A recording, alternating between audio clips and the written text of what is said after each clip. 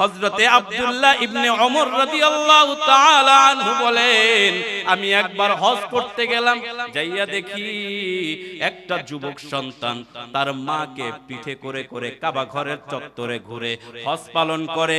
আমি ওই সন্তানকে দেখার পর জিজ্ঞাসা করলাম, ওগো যুবক, কোথা থেকে তুমি এসেছো, কোথায় তোমার বাড়ি, মাকে কাঁধে করে কেন তুমি হজ করো, আমারে একটু বলো। যুবক বলে, ওগো খলিফাতুল মুসলিমিন, আমার বাড়ি ওই সেই ইয়ামানে, এখানে নয়, ওই ইয়ামান থেকে আমি এসেছি। দীর্ঘদিন পর্যন্ত ইচ্ছা ছিল আল্লাহর ঘর কাবা বাইতুল্লাহ তাওয়াফ করব, এই ঘরে এসে একবার সালাম দিব, বড় ইচ্ছা।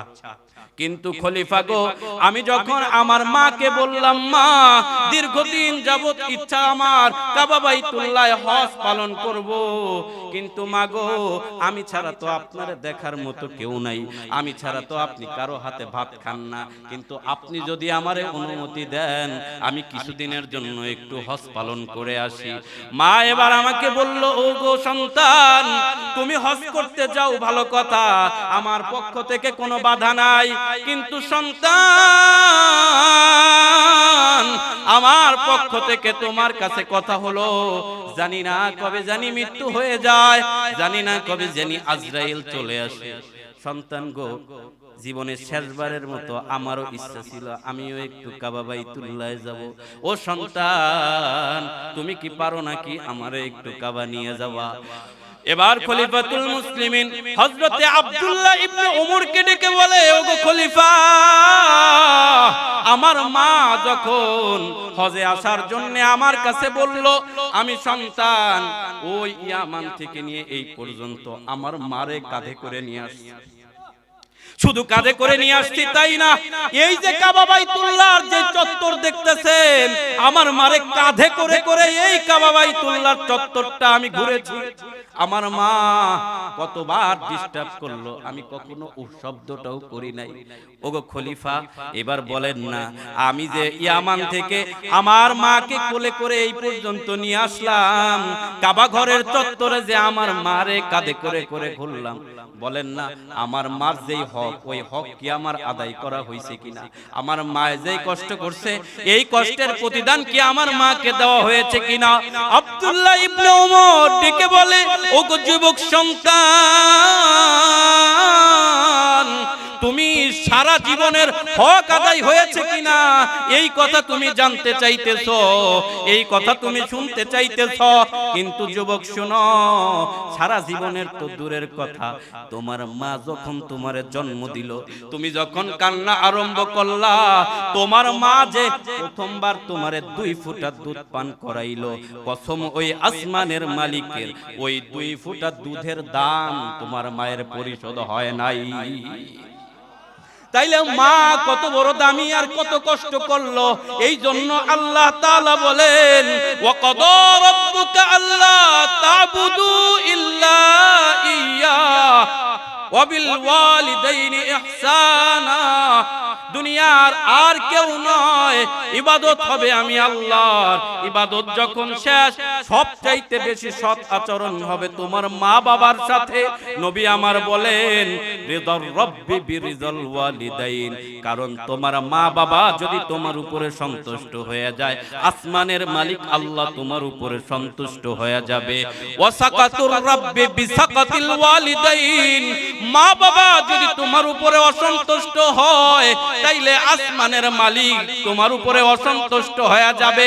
এমন কি যদি সাহাবীও হয়, এমন কি নবীর সাহাবীও যদি হয়, সেও যদি মা বাবার সাথে খারাপ আচরণ করে, আল্লাহর নবী বলেন, সাকাতুর রাব্বি বিসাকাতিল ওয়ালিদাইন, নবীর সাহাবীও যদি হয় আর সেও যদি মার সাথে খারাপ আচরণ করে, আল্লাহ তাআলা তার উপরেও নারাজ হয়ে যায়, তার উপরেও অসন্তুষ্ট হয়ে যায়।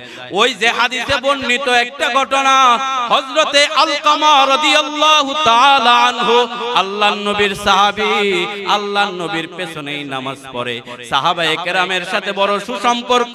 কিন্তু আলকামা রাদিয়াল্লাহু তাআলা আনহুর যখন মৃত্যুর সময় হয়ে যায়, সাহাবায়ে কেরাম সবাই চলে আসলো, আলকামার চতুর্দিকে বসা, সবাই ডেকে ডেকে বলতেছে, ও গো আলকামা, মৃত্যুর আগে কালেমাটা পড়েন না, মৃত্যুর আগে কালেমাটা পড়েন না।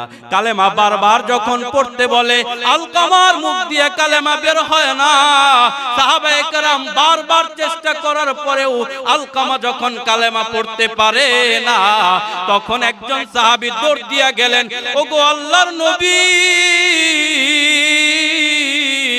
আপনার সাহাবী আলকামা দীর্ঘক্ষণ পর্যন্ত তারে কালেমা পড়ানোর চেষ্টা করা হইল গো নবী, কিন্তু সে কালেমা পড়তেছে না। আপনার কুদরতি জবান দিয়া যদি তারে কালেমা পড়ায়া দেন, হয়তোবা আপনার জবানের ওসিলায় কালেমা পড়তে পারে। নবী আমার দৌড় দিয়া ছুটে গেলেন। নবী সাল্লাল্লাহু আলাইহি ওয়াসাল্লাম আলকামাকে কোলের মধ্যে শুয়াইয়া বারবার বললেন, আলকামা, তুমি বলো লা ইলাহা ইল্লাল্লাহ, কালেমাটা যদি পড়তে পারো তাহলে আল্লাহ তাআলা তোমার জান্নাতের অধিকারী করবেন। কিন্তু কি আশ্চর্যের বিষয়, মায়ার নবী বারবার বলার পরেও আলকামার মুখ দিয়া কালেমা উচ্চারণ হইল না। বারবার মায়ার নবী চেষ্টা করার পরেও আলকামা কালেমা পড়তে পারে না। এবার মায়ার নবী আশ্চর্য হয়ে বলে, ওগো সাহাবীর দল, এই যে আলকামা আমি কালেমা পড়ানোর পরেও কালেমা পড়তে পারে না, একটু দেখো এই আলকামা কোন কবিরা গুনার সাথে লিপ্ত ছিল কিনা, কোন কবিরা গুনাহ করেছে কিনা, সেই কারণে কালেমা পড়তে পারতেছে না। সাহাবায়ে কেরাম খোঁজ নিলেন, না না, আলকামার জীবনে নির্ধারিত কোন কবিরা গুনাহ নাই, নির্ধারিত কোন কবিরা গুনাহ এমন করে নাই যেই কবিরা গুনাহের কারণে কালেমা পড়া যাবে না। সব সাহাবী যখন আলকামার পক্ষে কথা বললেন, এই সময় পেছন থেকে এক সাহাবী দাঁড়ায়া বলতেছে, নবী গো, এই আলকামা যদিও কোনো কবিরা গুনাহ করে নাই, কিন্তু আমি জানি এই আলকামা তার মায়ের সাথে খারাপ আচরণ করত, মাকে ঝাড়ি দিয়া দিয়া কথা বলতো, মায়ের সাথে সম্পর্ক ভালো না গো নবী, আপনি একটু খবর নেন ওর মায়ের কোনো বদদুয়া লেগেছে কিনা। নবী আমার বললেন, আলকামার মাকে একটু খোঁজ দিয়ে নিয়ে আসো। আলকামার মা সামনে বসা, মায়ার নবী বলতেছেন, ওগো আলকামার মা, তোমার সন্তানের দিকে তাকায়া দেখো, হয়তোবা একটু পরেই তোমার সন্তানের জানটা কবজ হয়ে যাবে, একটু পরেই তোমার সন্তানকে কবরস্থ করা হবে গো মা, কিন্তু তোমার সন্তান মৃত্যুর আগে কালেমা পড়তে পারে না। মাগো, দয়া করে তুমি তোমার সন্তানরে মাফ করে দাও। তুমি যদি তোমার সন্তানকে মাফ করে দাও, তাহলে হয়তোবা আসমানের মালিক আল্লাহ তোমার সন্তানের উপরে নারাজি থেকে দূর করায়া তোমার সন্তানের উপরে রহমত বর্ষণ করবেন। আলকামার মাকে এই কথা বলার পরেও আলকামার মা চুপ রইলেন। মায়ার নবী দ্বিতীয়বার বললেন, মাগো, তোমার সন্তান তোমার সাথে কি অন্যায় করেছে জানি না, দয়া করে তুমি আলকামাকে মাফ করে দাও। মায়ার নবী বারবার বলার পরে আলকামার মা চোখের পানি ছেড়ে দিয়ে বলছে, ওগো মায়ার নবী, আমার সন্তান আলকামা, বড় কষ্ট করে তারে লালন পালন করলাম গো নবী, আমার জীবন দশায় নিজে না খাইয়া এই আলকামারে খাওয়াইছি, নিজে ভালো কাপড় পরি নাই, এই আলকামারে পরাইছি, কিন্তু আমার সন্তান যখন বড় হইল, আমার সন্তান আমার সাথে ভালো ব্যবহার করে না, সব সময় ঝাড়ি দিয়া দিয়া কথা কয়। আমার সন্তান আমার কলিজায় যেই আঘাত করেছে গো, আমি আমার সন্তানরে মাফ করতে পারবো না। আল্লাহর নবী বললেন, আলকামার মা যেহেতু আলকামাকে মাফ করবে না, তাহলে নিশ্চয়ই আলকামা জাহান্নামী হয়ে যাবে, কারণ আল্লাহ বলছেন, যার উপরে মা বাপ নারাজ হয়ে থাকে, আল্লাহ তার উপরে নারাজ। যেহেতু আল্লাহ তার উপরে নারাজ হয়ে আছে, মা তার উপরে নারাজ হয়ে আছে, জাহান্নাম ছাড়া তার কোনো উপায় নাই। ও সাহাবীরা, যাও যাও, এই আলকামার জন্য শুকনা কাঠ গুছায়া আনো, আগুন জ্বালাইয়া আলকামার দুনিয়া থেকে বিদায় করে দেই।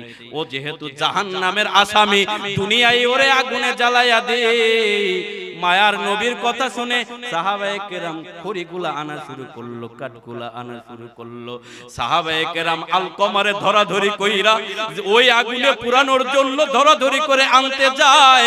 এই সময় আলকামার মা মায়ার নবীর হাতটা ধরে কান্না আরম্ভ করেছে, আর বলা আরম্ভ করলো, নবী গো, আমি মা জীবিত থাকতে আপনি আমার সন্তানরে আগুন দিয়া জ্বালায়া দিবেন গো নবী, এইটা আমি মা সহ্য করতে পারবো না। আমারে জ্বালায়া দেন, নেন নেন, আমারে নিয়ে আগুনে জ্বালায়া দেন, কিন্তু আমি মা আমার সন্তানরে জ্বালায়া দিলে সহ্য করতে পারবো না। এবার মায়ার নবী ডেকে বলে, ওগো মা, তোমার সন্তানকে জ্বালানো তো উদ্দেশ্য না। মাগো, তুমি যদি তোমার সন্তানকে মাফ করে দাও তাহলে আল্লাহও খুশি, আমিও খুশি।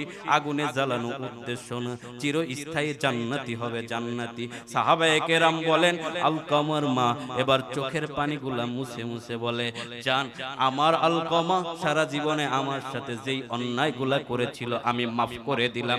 সাহাবায়ে কেরাম বলেন, মা এই দিকে বলল, আমার আলকামাকে আমি মাফ করে দিলাম।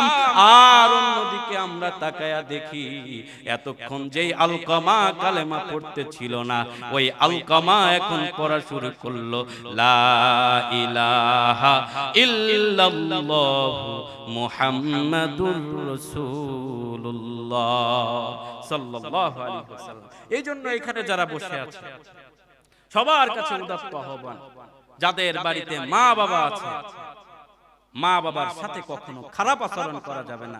আল্লাহ বলেন, উফফি ওয়ালা তানহারহুমা, তোমার মা বাবা জানো রাগে তোমার উপরে অসন্তুষ্ট হয়ে উফ শব্দটা না করে। এই ওয়াদাটা আজকে মাহফিল থেকে আমরা সবাই। আর যাদের মা বাবা মারা গেছে, এই কবরে আছে, আজকে আখেরি মুনাজাতে তাদের মা বাবার জন্য প্রাণ খুলে দোয়া করে ইনশাআল্লাহ আমরা এই প্যান্ডেল থেকে যাব। পারা যাবে তো ইনশাআল্লাহ? বক্তা এসে বসে আছে, আপনাদের সামনে গুরুত্বপূর্ণ কথা বলবেন। আমার কথা এই পর্যন্তই। আল্লাহ তাআলা যতটুকুন কথা বললাম আমাদেরকে আমল করার তৌফিক দান করেন। আসসালামু আলাইকুম।